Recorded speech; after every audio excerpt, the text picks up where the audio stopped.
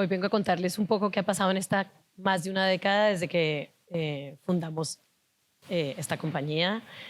Y voy a empezar por el principio. En 2017, el escritor y periodista Daniel Alarcón publicó una novela sobre audio y después él es escritor, ¿no? Y lo contrataron en la BBC para hacer un documental de audio en Perú, el país en el que él había nacido.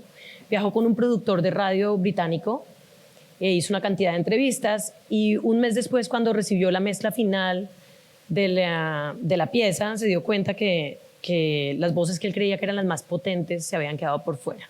Los editores priorizaron las voces en inglés y entonces él se quedó con una pregunta: ¿qué tal que existiera un espacio para esas voces? ¿Y cómo sonaría? Entonces, años después, Daniel y yo decidimos crear ese espacio. Eso fue temprano en 2011, vivíamos en San Francisco, California, éramos novios, ahora estamos casados, por aclarar ese pedacito, y yo estaba buscando un proyecto para emprender. Yo soy colombiana, nací y crecí en Bogotá y me mudé a mis 25 años a Nueva York. Daniel es peruano y a los 3 años se mudó a Alabama. Tenemos experiencias muy distintas, migratorias, pero nos encontrábamos en un punto. Pensábamos que todas las narrativas que habían, o las narrativas existentes sobre Latinoamérica eran como casi inexistentes en Estados Unidos. Y todas estas estereotipos construidos sobre los latinos, que siempre era como el villano o el inmigrante, eran muy simplistas. Nosotros definitivamente lo que queríamos era buscar una opción de complicar la idea que se tiene de América Latina. Entonces empezamos a pensar cómo podríamos hacerlo. Sabíamos que las fronteras políticas son reales, pero que las fronteras culturales y lingüísticas son fluidas. Consideramos que Estados Unidos, con más de 60 millones de latinoamericanos, es un país de latinos, es un país latinoamericano, y sabemos que una historia bien contada es universal y cruza fronteras. Así nació Radio Ambulante, nuestro primer podcast, y eso fue en 2012. Era una gran idea, estamos convencidos que era una gran idea. Cuando tuvimos la idea, estábamos en un cafecito yendo a recoger a nuestro hijo al colegio, y esa misma noche decidimos hacerlo y mandamos un email a una cantidad de amigos que teníamos, periodistas en América Latina, a otros en Estados Unidos, y por la mañana no solo teníamos mucho entusiasmo, sino muchas historias, ideas de historias. Entonces empezamos nosotros dos, buscamos un nombre, creamos un logotipo, armamos un equipo, buscamos cofundadores e hicimos un tráiler. Y empezamos a tocar puertas y siempre había como esta pregunta: ¿pero qué quieren hacer? ¿Y por qué en español? ¿Y por qué de Latinoamérica? Y si eran Latinoamérica era, pero ¿por qué están en Estados Unidos? ¿No? Y nosotros sentíamos, ¿por qué tenemos que escoger? ¿No? Entonces hicimos un tráiler, lanzamos una campaña en Kickstarter, la primera que se hizo para cualquier podcast. Recogimos $46,000 y quiero ponerles un poco de las voces que estaban en ese tráiler en ese momento.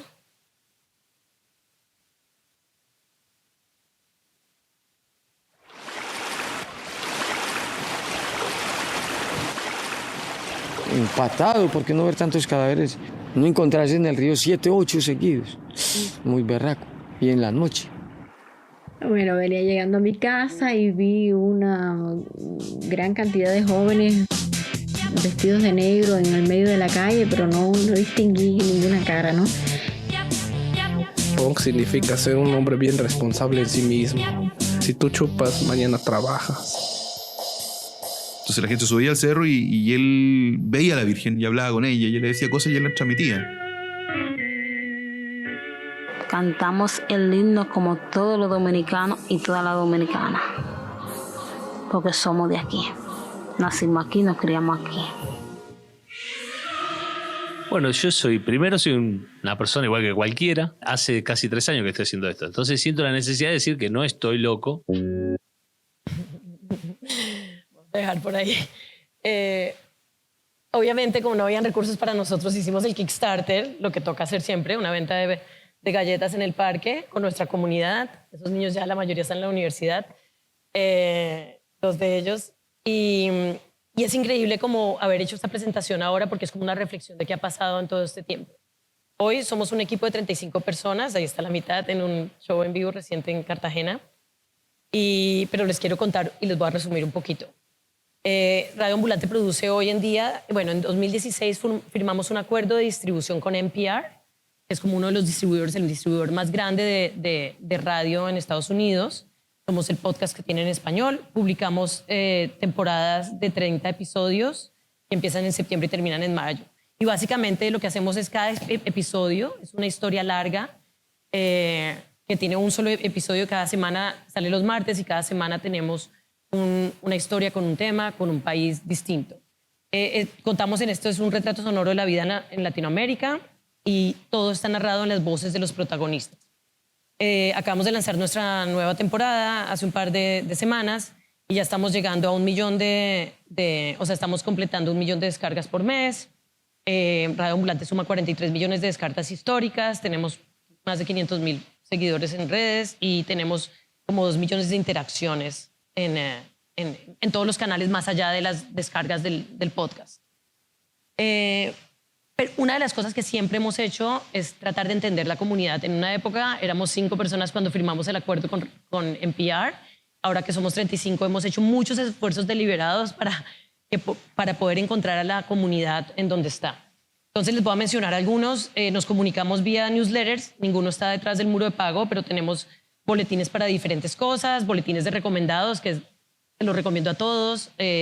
Nuestro equipo recomienda cosas que les gustan. Uno para profesores que usan Radio Ambulante en la clase, otro para clubes de escucha, que ya les voy a hablar de eso, otros para Lilo, que es nuestro segundo podcast. Hacemos eventos en vivo en Latinoamérica y en ciudades en Estados Unidos, siempre llenos, son buenísimos. Y voy a detenerme aquí un segundo. Estos son los clubes de escucha. En 2019 empezamos a organizar estos encuentros pequeños, con grupos pequeños en ciudades del mundo, en donde los oyentes vienen, no se conocen, pero se encuentran, escuchan un episodio y conversan. Era un esfuerzo para tratar de motivar conversaciones cívicas. Ahí hay un poquito del mapa donde esos esfuerzos, pues estos clubes han ocurrido. Y creamos un toolkit para que los oyentes lo organicen ellos mismos. Todos estos esfuerzos con la comunidad, más lo que mis colegas Ana Pais y Analía Llorente les van a contar hoy en el taller, de cómo les llegamos más allá del podcast, nos ha permitido crear una relación súper estrecha con el oyente. Los oyentes nuestros son jóvenes, son leales, son curiosos, son enganchadísimos. Y a través de encuestas que hacemos, supimos que querían un podcast. Siempre nos decían, por favor, expliquen esto. Y pues el periodismo es de largo aliento, es artesanal, es complicado de producir. Entonces creamos nuestro segundo podcast que se llama El Hilo. El Hilo es un podcast noticioso que sale todos los viernes. Publicamos 50 episodios al año y cada semana hablamos de la noticia más caliente o importante de Latinoamérica, añadiendo contexto y profundidad. Utilizamos recursos sonoros distintos, pero que son como únicos. Es como conversaciones editadas, con clips de audio, entrevistas originales, toda la composición de ambos podcasts es original. Este podcast se lanzó en 2020 y por ahora tiene 300,000 descargas por año, casi 10 millones de descargas históricas. Aquí va un pequeño clip. Y el agua es muy importante y es tipo un elemento que es lo más importante del país, Uruguay, el agua. El suroeste de Uruguay ha vivido una sequía histórica, la más grande en 44 años. La falta de agua llegó a tal punto que el organismo que maneja el saneamiento y el acceso al agua potable en el país empezó a usar agua del Río de la Plata, agua salada. ¿Te preocupa lo que está pasando ahora en Uruguay? Sí, porque tengo miedo de que ya quedemos sin agua y capaz que, ojalá que no, pero tengo miedo que pase eso.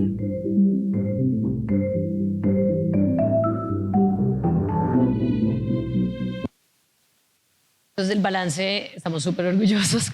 Tenemos un catálogo que entre ambos podcasts es de alrededor de 450 episodios, publicamos 80 al año, 53 millones y medio de descargas y pues sigue creciendo. El hilo está creciendo a 40%, creció 40% desde el año pasado y el Radio Ambulante sigue creciendo a 30%. Pero me imagino que la pregunta es cómo lo hacen y cómo lo sostienen. Son 13 años, una compañía costosa y que lo que más valoramos es nuestra independencia editorial y eso tiene obviamente, nos permite como conseguir recursos. Entonces la fórmula para el modelo de negocio es muy sencilla. Es una combinación entre resiliencia, creatividad y datos. Solo tomamos decisiones informadas, pero hemos tratado de construir como esas decisiones y espacios para encontrar información. tenemos, por ejemplo, unos dashboards que hemos construido nosotros, uno de Radio Ambulante. Básicamente nos hacemos preguntas y combinamos una cantidad de datos, encuestas que nos contestan 6.000 personas, 6.000 de nuestros oyentes. Buscamos dónde nos escuchan y por qué, y cómo podemos llegar a ciertas personas en ciertos espacios. Este dashboard de allá es uno que estamos testeando hasta ahora, que básicamente mide interacciones y miramos de dónde llega cada clic, cada reacción, y bueno, es como requiere tiempo crear estos espacios, pero nos da muchas ideas de qué necesita el oyente.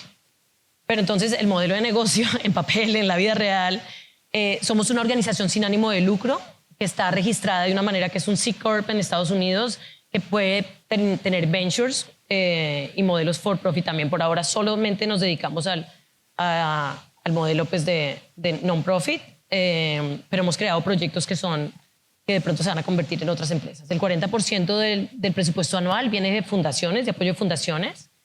Tenemos contratos de distribución, por ejemplo, con NPR. Ellos nos pagan por distribuir exclusivamente Radio Ambulante y eso nos cubre el 20% del presupuesto anual.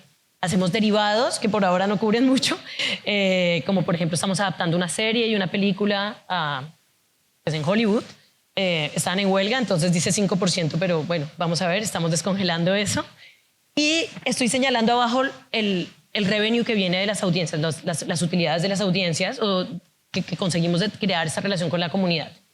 Tenemos un programa de membresías que nos trae como el 20% del presupuesto anual, una aplicación que desarrollamos para estudiantes de español que usan nuestro contenido para aprender y eventos en vivo. Voy a detenerme en los dos que mencioné, las membresías. Voy a empezar por el app. Entonces, hace como 5 años nos asociamos con una empresa que se llama Jiveboard. Ellos eran como empleados tempranos de Google y parece que el CEO era como el tipo que trató de aprender todos los idiomas y no podía aprenderlo. Entonces nos juntamos y nosotros pusimos el contenido y ellos desarrollaron una tecnología que permite que los estudiantes avanzados de español que usaban la experiencia horrible de nuestro website para leer y tratar de entender español pudieran tener unas lecciones más cómodas. Entonces esta app la vendemos y tiene puedes señalar vocabulario, puedes escuchar mientras tapas el audio en diferentes niveles, bajar, subir la velocidad, leer en inglés y escuchar en español y otras cosas. Y ahora tenemos un producto que es como un game que se llama Soundbites, es muy recomendado si conocen a alguien que quiere aprender español. Y es muy divertido. Y en el programa de membresías que lanzamos en 2019, trae $300,000 al año. Estas diapositivas que escogí me recuerdan lo vibrante que es la comunidad. Siempre queremos que la gente sepa que tenemos como este acuerdo tácito con nuestra comunidad, que todos somos parte de esto, no hay como esta relación comunidad de esto. Nosotros hacemos un pedazo por esta comunidad, que es asegurarnos que tenemos buen periodismo, que el próximo episodio va a ser mejor que el anterior, que todos los espacios donde se consume cualquier cosa de Radio Ambulante es excelente y los oyentes saben eso y además pues nos respetan y nos apoyan.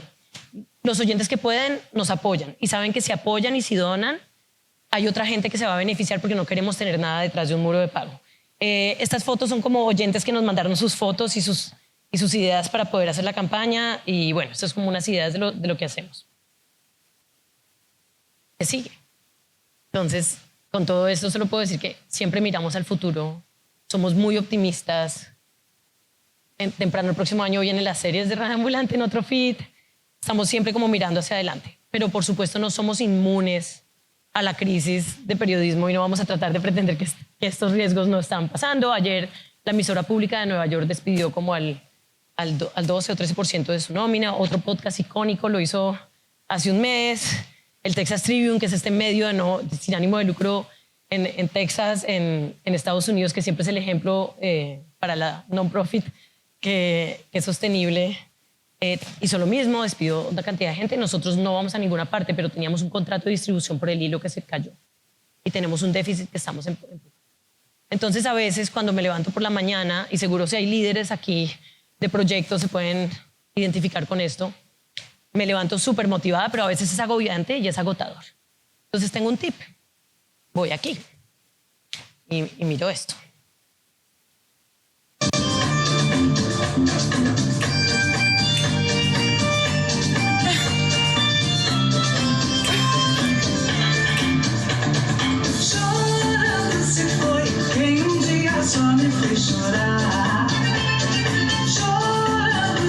No sé si alguien reconoce esto.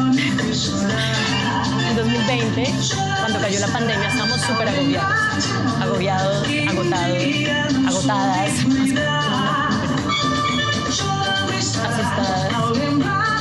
Y empezamos a hacer unas fiestas en Zoom.